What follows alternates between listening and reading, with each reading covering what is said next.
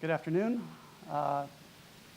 Rick Trotman, I'm the president and CEO of Barksdale Capital.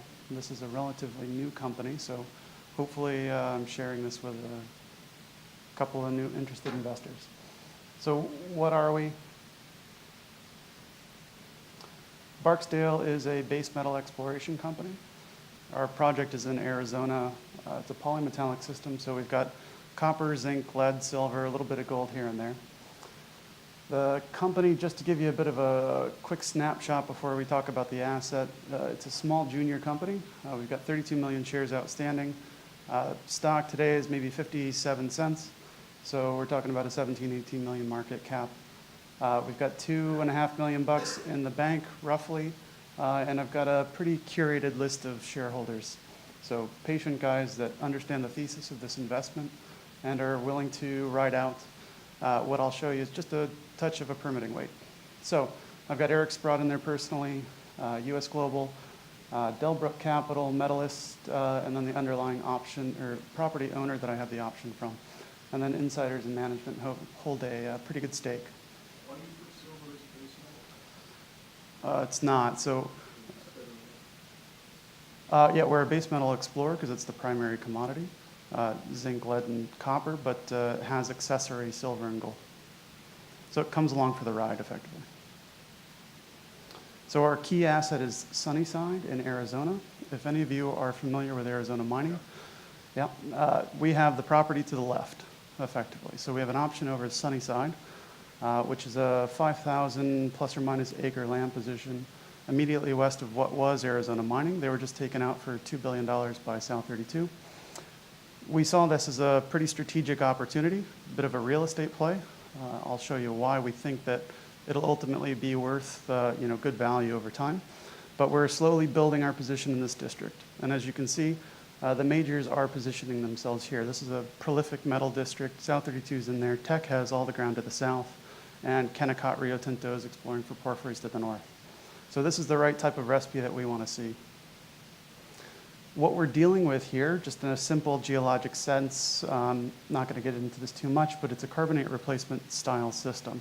So I've got Peter McGaw, who's helping me out on this story. He lives about an hour away from the project, so good person to help, given that he's the expert in these types of systems. But what we have is a classic porphyry CRD model.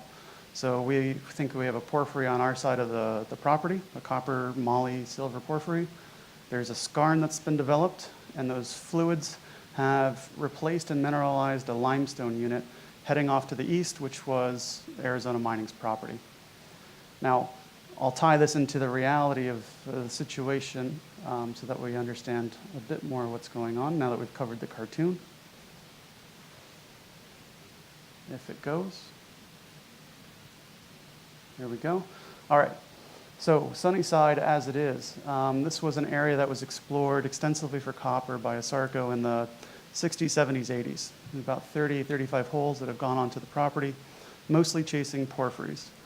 As you can see, they had success. There are a number of breccia bodies that were found, kind of 1% copper style bodies. And they actually found a couple porphyries on the project as well. As you can see there from the intercepts, 270 meters of 0.4 copper, a little bit of moly and silver. These were interesting. If they weren't deep, they would have been exploited a long time ago. Unfortunately, the tops of those porphyry systems are 500, 600, 700 meters down. So geologic success, but a financial failure, effectively, by ASARCO.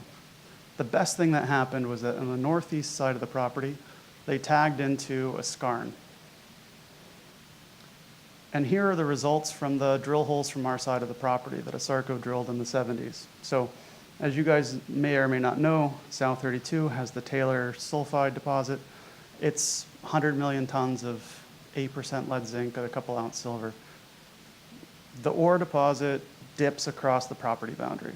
So this is not a nearology play where we're 15 Ks along trend from a mine where you connect a couple dots and presto, you've got some magic. The deposit actually dips across the property boundary. We have the drill holes. We have the mineralization, as you can see there. 38 meters of 15% lead zinc, couple hundred grams silver, a little bit of copper. It's it's a great starting point for us. We think that having the data, understanding that the deposit is there, is going to give us a leg up as far as ultimately catalyzing a transaction here and creating value for our shareholders. So this isn't the typical exploration play where I'm going to tell you that we're going to drill 50 holes, build a resource, and someone will come knocking. We know exactly who's going to want this at the end of the day. It's more of a question is, can we execute on a strategy that puts pressure on them to buy us one day? And how fast will that happen? So I'm a former private equity guy. Those are the types of situations that I like. That's what we're marching down the path of here. So as I said, this has got a bit of a fuse on it because my side of the property is Forest Service. So for the rest of this year and into next year, I'll be permitting a drilling program. So this is kind of the coming out party. Probably a little too early for retail, so that's why I'm staging some of the bigger investors in there that are patient, can hold this thing for a year or two, understand the thesis. So what we have here is an open system where the question we have is how big can we get the deposit from the property boundary to the edge of the porphyry? As you can see from this picture, I just drew a line from the drill hole on that map to the drill hole's location in the photo.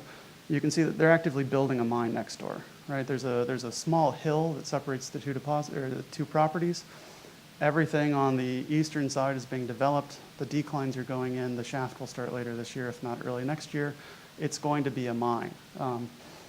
The great thing is that, you know, even though we have something that is a bit deep, the shaft is going in a couple hundred meters away. So this will be a question of margins at the end of the day. What kind of material can we find? What type of margins will it deliver to those guys? And will they want it fast? To give you a bit more of a cartoon scenario of what this system looks like, the property boundary is that dashed line in the middle. What we have is a porphyry that's been emplaced on the left-hand side of that picture. It's got a copper shell that's been developed. This is kind of a 0.4% copper O2 moly type system, so it's good, but it's deep.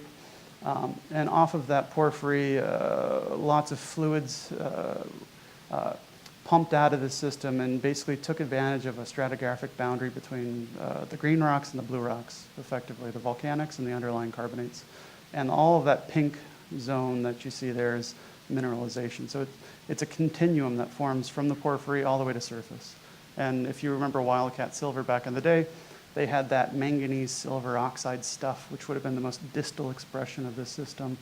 It would have been up at surface just off the page to the right. We have the system. It's just a matter of can we build tons between the property boundary and that porphyry? That's the magic question there. What type of system do we think this is? The easiest, albeit arm-waviest correlation that we can draw is Bingham. If you're familiar with the Bingham system, it's a very large porphyry copper in Utah that Rio Tinto owns. The center is a porphyry copper moly system that's being mined now, but outboard of that, historically, there was a series of lead zinc silver veins and manto systems. It wasn't until the mid-1960s that the value of copper mined exceeded that of the lead zinc silver. And as you can see here, all those black bodies are the mantos and veins. They kind of form bodies all the way around the face of the clock dial, if you will. At our system in Sunnyside and the Taylor deposit, we know one large manto exists.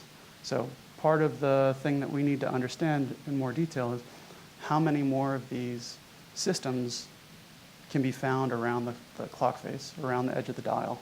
We know of one, can there be others? And since we have the porphyry on our side, we're hoping that there's additional real estate that we can hone in on to give us these types of targets and ore bodies. Additional upside on our property in terms of shallow targets would be epithermal veins. This was a historic silver district. There are very prolific, albeit small scale, veins that were mined. We think that we have those in surface and we'll be chasing those eventually. And then to speed this up and finish quickly, the team, I'm a geologist turned private equity banker. I've got a couple of key guys from the Newmont days on my side, as well as Peter McGaugh.